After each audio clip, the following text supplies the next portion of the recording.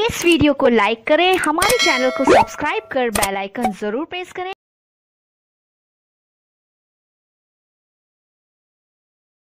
Hello दोस्तों, आप सभी का हमारे चैनल स्टडी रूप एजुकेशन में स्वागत है। आज के इस वीडियो में हम लघुत्तम समापवर्तक और महत्तम समापवर्तक पर आधारित प्रश्नों को देखेंगे।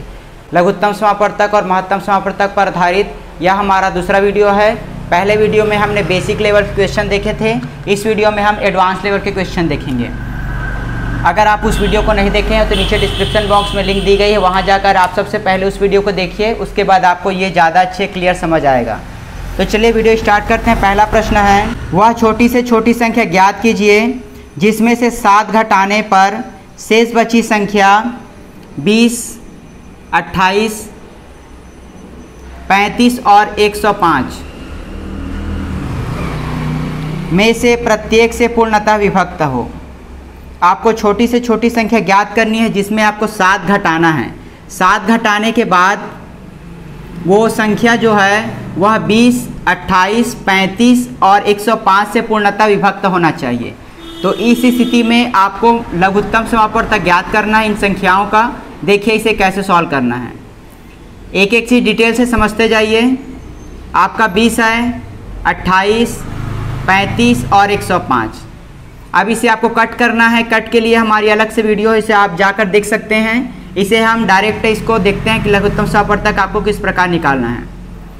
इसे 2 से भाग देते हैं तो 2 1 कम 2 और शून्यम। यहाँ पर 2 1 कम 2, 2 चौक 8, 35 आपका भाग नहीं जाएगा और 105 भी आपका नहीं कटेगा। अगला 2 से देखते हैं, 2 पंचे 2 सत्ते 35 और ये 105। अगला हम 3 से करते हैं तो 5 और 7 नहीं जाएगा, 35 भी नहीं जाएगा, ये जाएगा 3 तिया 9, 3 पंचे 15।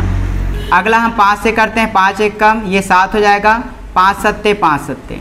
अगला 7 से करेंगे तो ये आपको इसको गुणा करना है, तो फिर आपको मिल जाएगा कि इसका लघुत्तम समापवर्तक क्या होगा। इसे गुणा करते हैं, 2 दूनी 4, 4 तिया 12, 12 पंचे 60 और 60 सत्ते होता है आपका 420। 420 आया। अब आपको बताना है कि उसमें 7 घटाने पर सबसे पहले जो संख्या रहेगी वो उसमें 7 एक्स्ट्रा रहेगा। प्रश्न बोल रहे 7 घटाने के बाद पूर्णतः विभक्त होना चाहिए, तो जो संख्या मिलती है हमें लघुत्तम समापवर्तक से वो पूर्णतः विभक्त होती है। इन सभी से पूर्णतः विभक्त होता है इस कंडीशन में। लेकिन प्रश्न बोले कि 7 घटाने के बाद मिले, तो 7 घटाने के बाद कब मिलेगा? जब 7 ज़्यादा रहेगा। तो 7 इसको जोड़ देंगे, मतलब इसका आंसर 427। 427 में 7 को घटा दोगे तो आपको मिलेगा 420, जो कि इन सभी से पूर्णतः विभक्त है। तो इस प्रकार आप प्रश्नों को सॉल्व कर सकते हो। चलिए अगला क्वेश्चन देखते हैं। यह अगला क्वेश्चन भी आपका कुछ इसी प्रकार का होगा। अगर आपको घटाने बोले तो आपको जोड़ना है, जोड़ने बोले तो आपको घटाना है। इस चीज़ को याद रखिए। अगर आपको बोले पूर्णतः विभक्त हो तो आपको केवल लघुत्तम समापवर्तक ज्ञात करना है और वह जो संख्या मिलेगी वह पूर्णतः विभक्त हो जाएगी। चलिए अगला क्वेश्चन देखते हैं। अगला क्वेश्चन दिया गया है आपका, 5 अंकों की वह बड़ी से बड़ी संख्या ज्ञात करो जो 12, 15, 18 और 27, 12, 15, 18 और 27 से प्रत्येक स्थिति में पूर्णतः विभक्त हो जाए। ये आपका क्वेश्चन सेम है, बस बोल रहा है आपको 5 अंकों की बड़ी संख्या ज्ञात करना है। 5 अंकों की बड़ी संख्या होनी चाहिए। तो सबसे पहले क्या करेंगे, इसका आपको लघुत्तम निकालना है। ये हो जाएगा आपका 6, 15, 9, 27। इसे कर देंगे 3, 15, 9, 27। फिर 3 से करेंगे, ये हो जाएगा आपका 5, ये हो जाएगा आपका 3 और ये हो जाएगा आपका 9।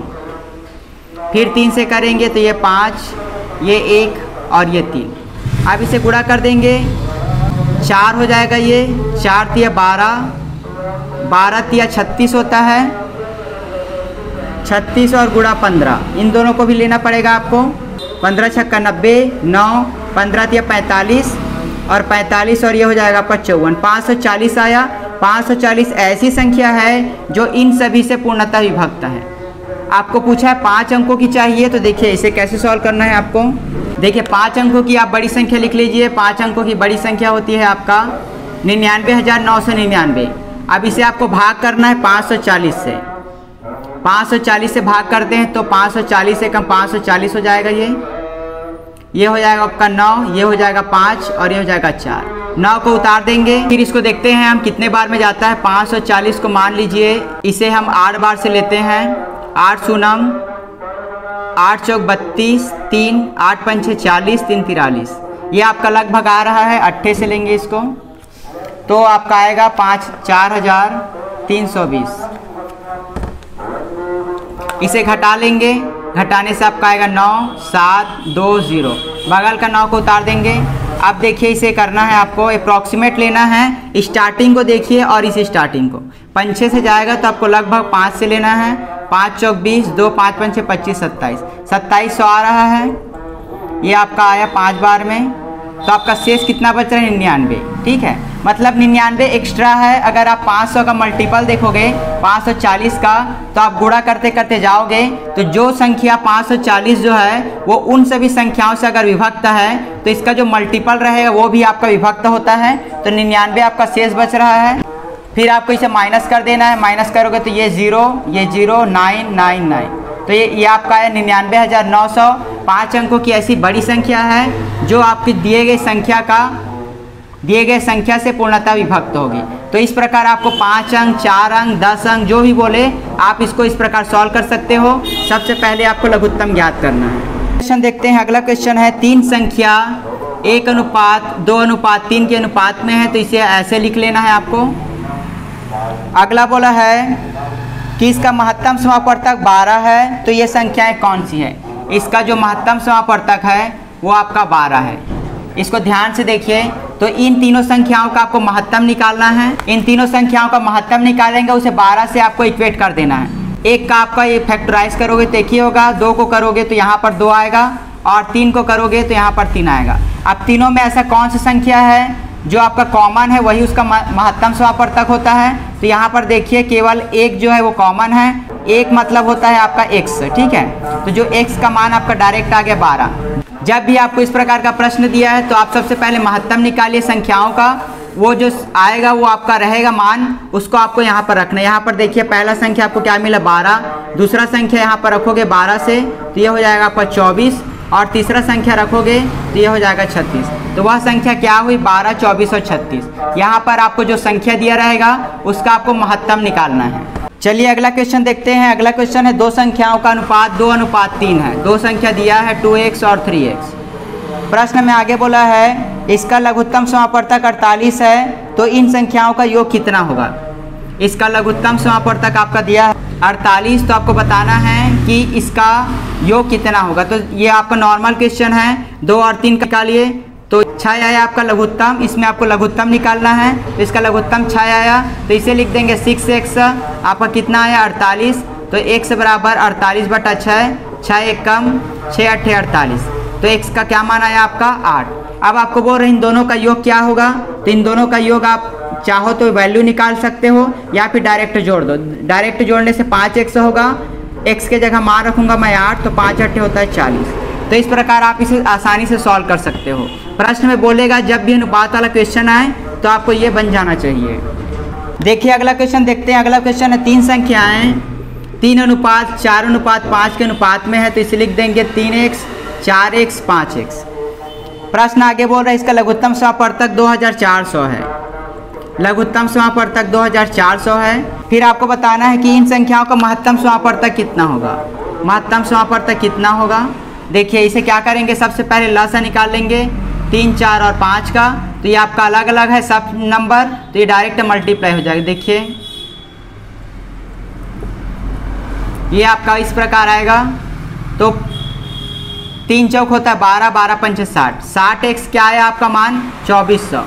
प्रश्न में दिया है लघुत्तम समापवर्तक तो पहले लघुत्तम निकाल लेंगे। इसको इस प्रकार लिख लेंगे तो 2400/60। इसे कटा देंगे 6 एक कम 6 6 चौक 24। ये हो गया आपका 40।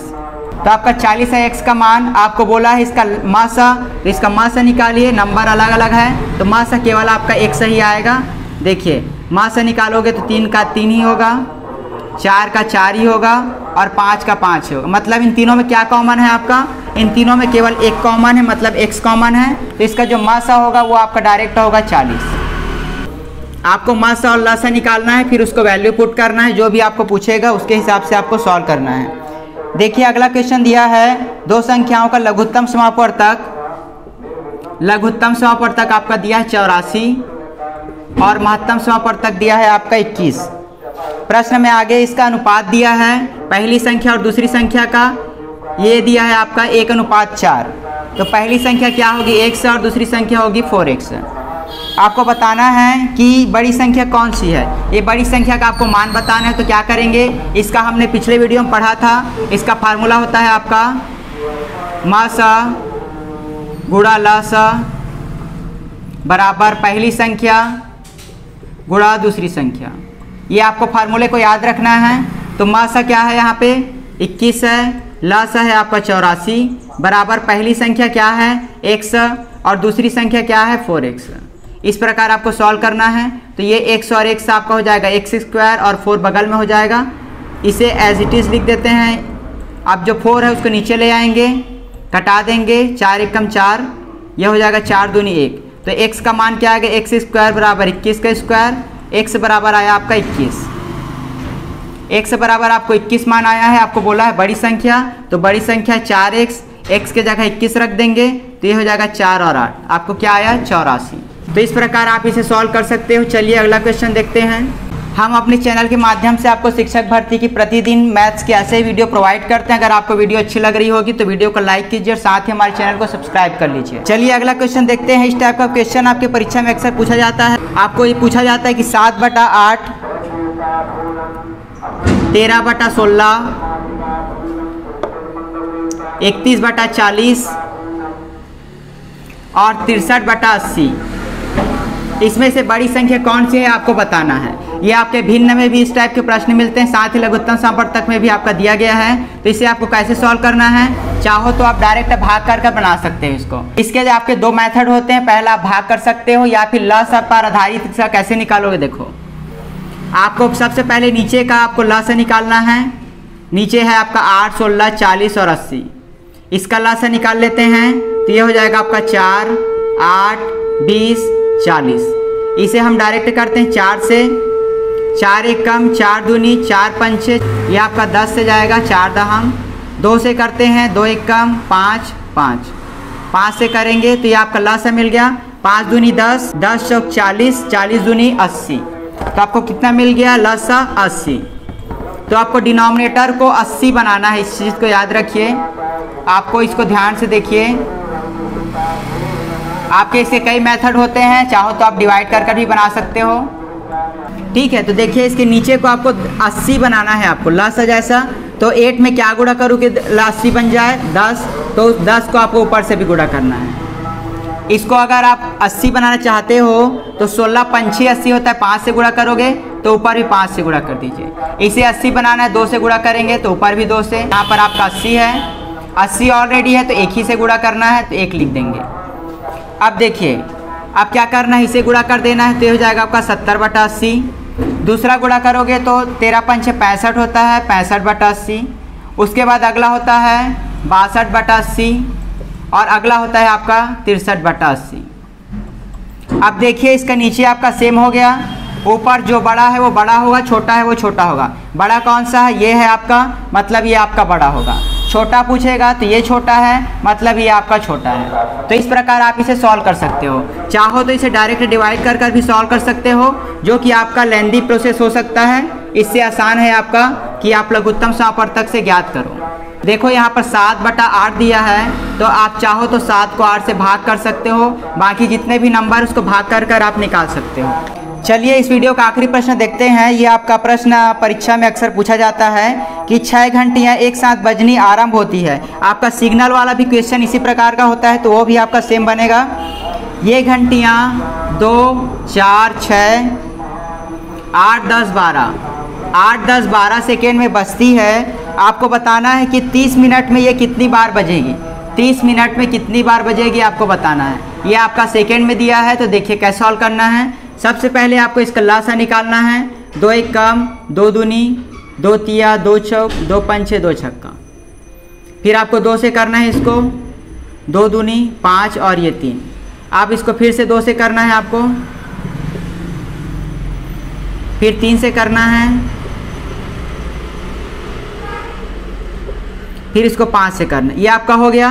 तो 5 तिया होता है आपका 15, 15 दूनी 30, 30 दूनी 60 और ये हो गया आपका 120। मतलब टोटल आया आपका 120 सेकेंड। मतलब 120 सेकेंड में ये जो घंटियां हैं वे एक साथ मिलेंगी। ठीक है, 120 सेकेंड जब होगा तो ये घंटियां जो है एक साथ जाकर ऐसे मिल जाएगी। पहला है आपको 120 सेकंड, आपको बताना है 30 मिनट में। ठीक है, तो 30 मिनट का निकालने के लिए देखिए क्या करेंगे।